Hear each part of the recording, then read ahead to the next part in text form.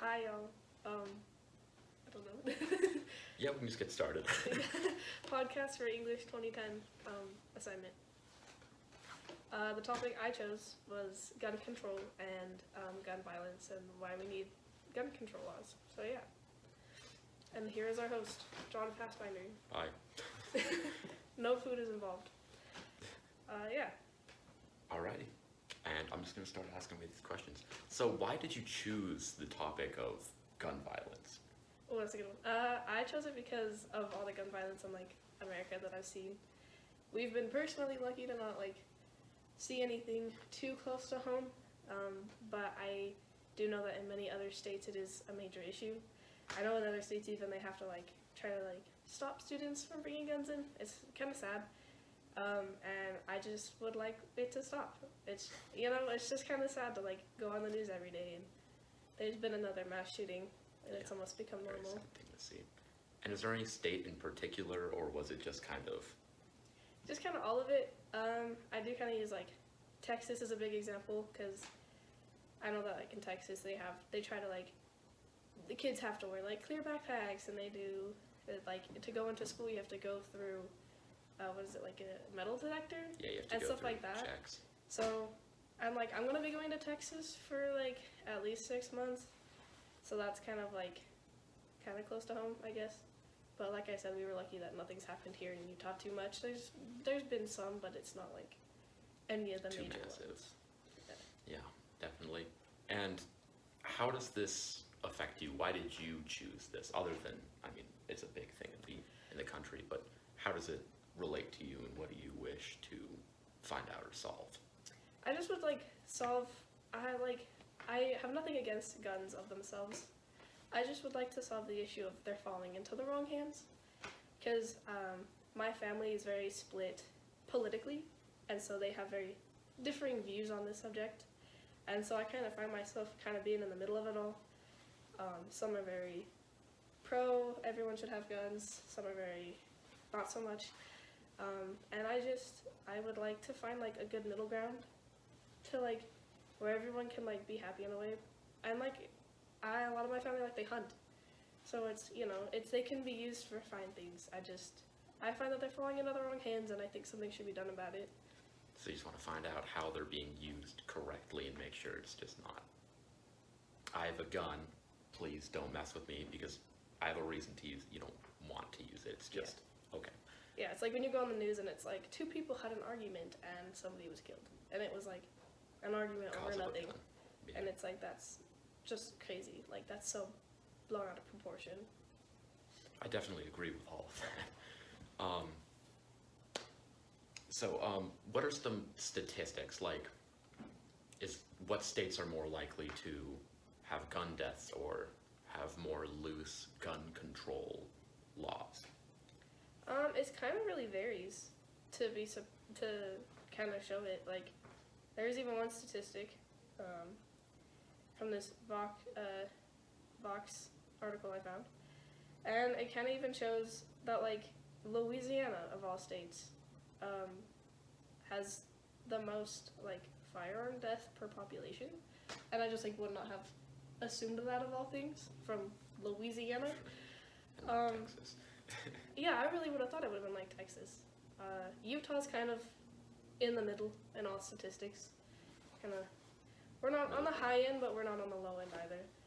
But I don't know, cause I found it wasn't specific with what states had them, but this was published. It was from the U.S. Department of Justice, so it's a big deal. But it was published in 2000. They haven't updated it, unfortunately. But it was 6 states had no legal minimum age for children to possess handguns, or 43 states required no license or registration for assault weapons. I could go through all 21 pages and maybe find which states they were. But the 2 highest ranking states with gun control laws were Massachusetts and Hawaii, literally across the globe from each other. So it really just depends. Every state's different. It's what their political views are. It's just kind of sad to see 43 states require no license. That's most of them. So for an assault weapon. Yeah, definitely wonder why Hawaii was up in those numbers. And Massachusetts too. Yeah, Massachusetts. That's a very odd placement there with the states. But I will say, ones with moderate gun control are close, like kind of in that same area. Connecticut, Maryland, New Jersey, Illinois, New York. And then the outlier in that is California. But I do notice they're kind of all in the same area, and then California's like kind of on the other side. It's kind of more people in the middle, like, that aren't. They're more loose, I guess. Kind of seems like I don't want to call them the big apples of the U.S., but the bigger states, the more influential and more populated states with the tighter gun control laws, it doesn't really filter into the middle, I guess. Yeah, because, like, the middle states are kind of, you know, we love Utah, but the forgotten states, you know? Every foreigner knows New York, every foreigner knows California, every foreigner knows Texas. So it would kind of make sense, especially when you think about their populations. Like, Utah's population is going to be significantly smaller by far to any of those, and our population is much more spread out. Like, yeah, we have a big, dense Salt Lake City, but when you get farther out from that, it's very very spread out. But if you think in, like, New York, like, they're so compact. California, I don't know how they can fit so many people into, like, each of their cities. So it makes sense that because they're going to have more likely that something's going to happen, statistically, more people, more likely something's going to happen. So It's denser. they're going to have to make stricter laws to try to stop it. Alrighty, that makes actually a lot of sense. Alright. And I got one more question. So, as you've researched the project, is there anything that stuck out to you specifically? Any odd laws, maybe? I didn't find any odd laws, but I did find, like, this article. It was kind of like, it's called Gun Violence Prediction, Prevention, and Policy from American Psychological Association. Oh, big words.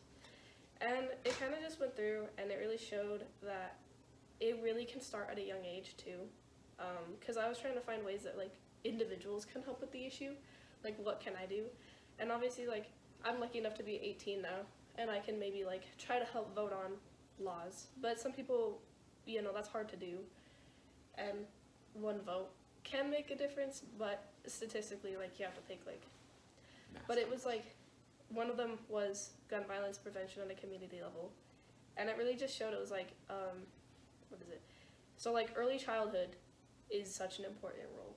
Because they're finding that, like, it's troubled individuals, those who need medical help where their mental status or whatever, that are the ones who are threatening more violence, and the ones who are more willing to, like, blow something out of proportion, you know?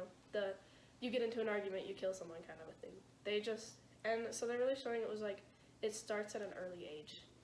If you want to help in your community, in your own personal, like, livelihood, just helping raise kids and a community where everyone can get the mental help they need so that they're not finding themselves in situations like that.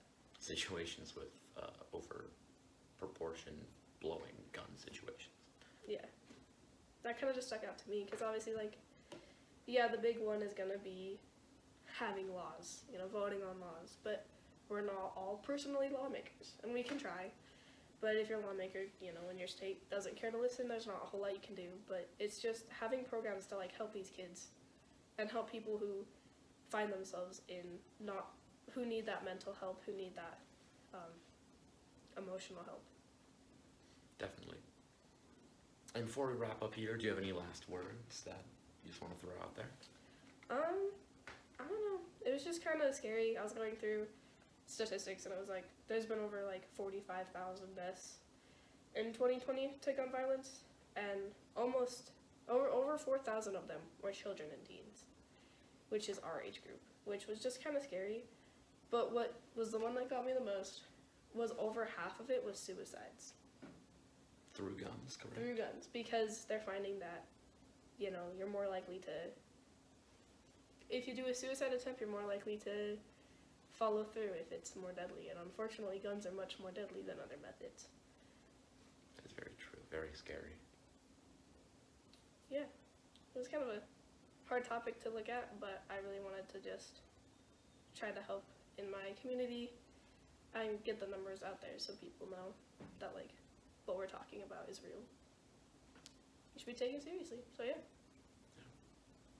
Well, I'm definitely a bit more aware than I used to be as of a couple minutes ago. Thank you so much. I found this information useful, and I hope you guys do too as well. Bye.